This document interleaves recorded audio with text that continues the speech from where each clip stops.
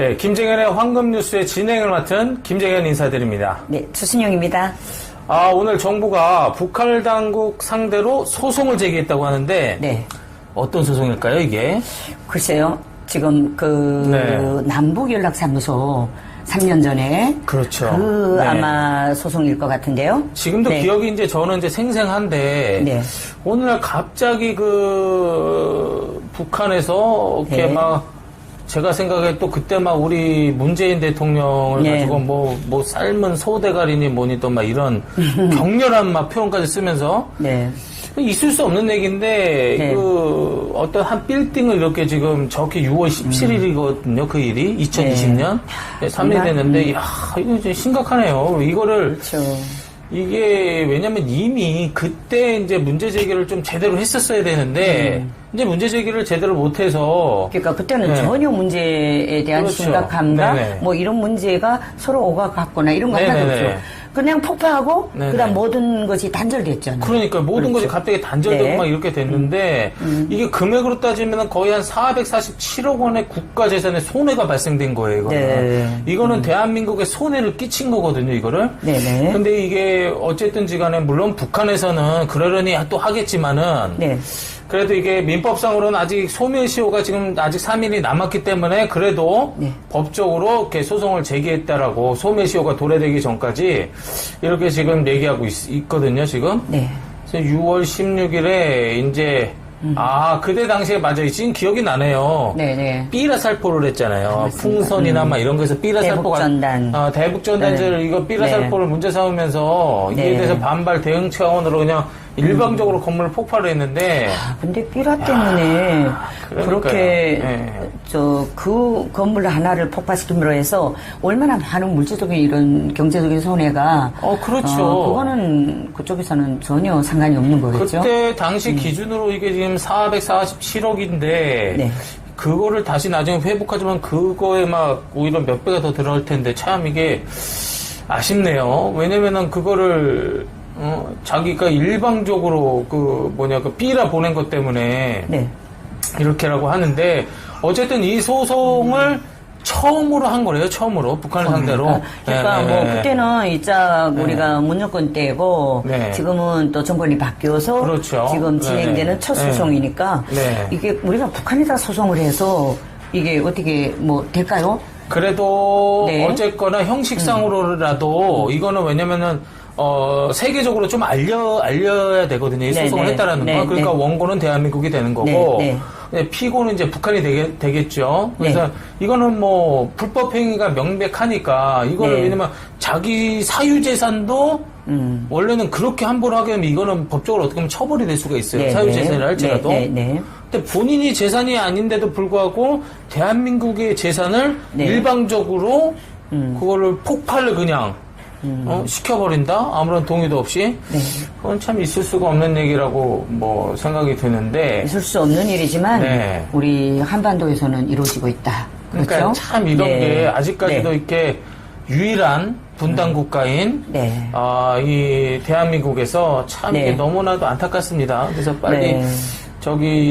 베를린 장벽이 무너졌던 것처럼 네. 우리나라도 빨리 복음 통일이 되기를 우리가 간절히 그것밖에 설명하고 있어요. 그것밖에 네. 답이 없는 것 같아요. 우리가 네네. 아무리 정부들이 나서서 뭘 보낸다 햇볕 정책이다 하면서 네네. 많은 걸 보냈지만 모든 것이 다 무효됐잖아요. 그렇죠. 그러니까 네. 우리가 베를린 장벽이 무너진 것도 네. 기도하는 사람들의 맞습니다. 그 능력이 네네네. 맞아요. 그때 네. 맞아요. 이렇게 표현된 거잖아요. 맞아요. 네. 그러니까 우리가 목사님도 이 네. 남북중앙 중심에서 네네, 지금 그렇죠. 부목사님으로도 네. 활동하셨고 심호하셨고 네. 또 지금도 또 복음 통일을 위해서 이렇게 방송하고 계시는데 어쨌든 우리는 기도해야 됩니다. 그렇죠. 이제 네. 기도해야 되고 예. 진짜 북한 선교를 해야 그렇죠. 되는 거죠. 네. 왜냐면은 우리가 늘 저희 이제 선교에서도 많이 얘기를 하고 있지만은 진짜 북한 선교가 어떤 건지 우리 좀 시청자들도 좀 고민을 해봐야 될 것이다. 근데 저희가 한국에 금방 왔을 때만 해도 네네. 북한 선교에 대한 이런 이런 붐이 많이 불고 있었어요. 근데 지금 많이 지금 이렇게 변질됐거나 아니면 이제는 북한 선교는 아니다 하고 이제는 네. X 네. 예 그리고 다른 쪽으로 다른 쪽으로 북한 선교를 암암리에 진행하는지는 모르겠지만 네네네. 어쨌든 우리가 듣는 바에 의하면 북한 쪽으로 흘려 들어가는 돈이 네네. 우리는 모르지만 그렇죠. 많이 있다. 그러니까 네네. 그 선이 네네. 어떤 선이겠는가 하는 것은 그렇죠. 우리는 모르죠. 네, 우리는 모르지만 다만 네. 이제 뭐 추측을 네. 할 뿐이지만 네, 그렇죠. 저희가 뭐 저희 뉴스에서 이런 어떤 추측적인 어떤 생각은 다 보내드릴 수는 없고 그렇죠. 근데 팩트만 말씀드리면 네. 진짜 북한 선교에 대해서 우리가 고민을 해봐야 된다. 네, 그래서 그렇죠. 그냥 제가 지난번 다른 교회 이제 집회 때 잠깐 좀 언급을 했던 것처럼 네. 그냥 단순하잖아요. 진짜 북한 선교가 뭘까요? 단순하게 하나잖아요. 그렇죠. 네. 북한 선교는 네. 어쨌든 복음이 들어갈 수 없는 네. 그 땅에서 네. 하나님께서 북한 동포들을 거의 3만 명 넘게 그렇죠. 이제는 불러내셨으니까, 네, 네. 불러내셨으니까. 그들이 맞아요. 복음이 네. 들어갈 수 없는 그 네. 땅에서 네. 부름받은 그들이 네. 이 땅에서 하나님의 일꾼들로 키워져야 된다 그렇죠. 하는 것이 북한 선교라는 것을 저희들은 깨달았지만 그렇죠. 저희는 북한에서 왔기 때문에 네네. 그냥 그렇죠. 우리 열심히 할 뿐이에요. 네네. 그러나 누군가는 네. 수폰도 필요하고 네네. 그다음에 교육도 그렇죠. 필요하고 네, 맞습니다. 여러 가지 이런 하는 일인데 이것은 네. 한국 분들이 해야 되겠다 그런 생각이 들죠. 그렇죠. 네. 그러니까 뭐 여러 가지 내용들이 있지만 그냥 저는 단순하게 한 가지만 말씀드리고 싶어요. 네. 왜냐하면 탈북민들을 실질적으로 재정적으로 도와주는 게 네. 북한 선교다. 이게 왜 그러냐면 네. 그냥 저는 이제 한 가지만 딱 듣고 바로 깨우쳤어요. 어떤 분이 얘기를 했는데 대부분의 탈북하신 분들이 다 가족을 두고 왔어. 예. 누구나 다 가족을 안 두고 온 사람이 단 한 명도 없더라고. 네. 다 가족을 두고 왔으면 그러면은 한국에서 아니면 때로는 뭐 미국에서 네. 돈을 벌어서 어디로 보내겠어요? 북한으로 북한으로 보내겠죠. 고향으로 보내죠. 진짜 북한으로 네. 보내지잖아요. 네. 그거는 그냥 검증된 거잖아요. 북한으로 보내진 게 확실하잖아요. 네. 그리고 그 보내진 자금으로 어때요? 그들에게 복음의 열매를 맺을 수가 있는 거잖아요. 그렇죠. 그게 진짜 북한 선교가 아닐까. 저는 그냥 네. 여러 가지 내용이 많지만 네. 가장 핵심적인 내용은 그것이다. 그거라고 저는 좀 네. 말씀을 드리고 싶어요. 네. 그래서 우리가 뭐 이번에 이제 북한이 남북 그거에 대해서 이제 연락사무소. 연락사무소를 네. 한 거에 대해서 실질적으로 뭐 이렇게 구체적인 방안이 안 나오겠죠. 뭐 그게 나오겠습니까? 뭐 소송한다고 네네. 거의 뭐 이 기사에 나오지만 실질적으로 뭐 이게 불법 행위하고 막 승소하고 뭐 이렇게 한다고 해서 북한이 뭐 눈 하나 깜짝하겠습니까? 뭐 중요하진 않죠. 그런 내용이. 근데 이것도 어쨌든 정부 차원에서는 상징적으로 네. 상징적으로 한 거기 때문에 근데 지금 네. 소송은 지금 네네. 남한에서 처음으로 네. 최초로 이렇게 최초로 소송을 했다라는 걸었다 게 하지만 무슨 상징이죠. 이미 네. 지금 남북 네. 그 연락사무소 네. 개성공단 쪽에서는 이미 다 우리 남한 분들은 다 철수했죠. 그쵸. 철수했는데도 네, 맞아요. 거기 한 10개 공장은 지금 가동되고 있다네요. 북한 사람들이. 그러니까요. 네. 그러니까 자기 마음대로 우리나라 걸 자기 마음대로 쓰는 거죠, 그냥.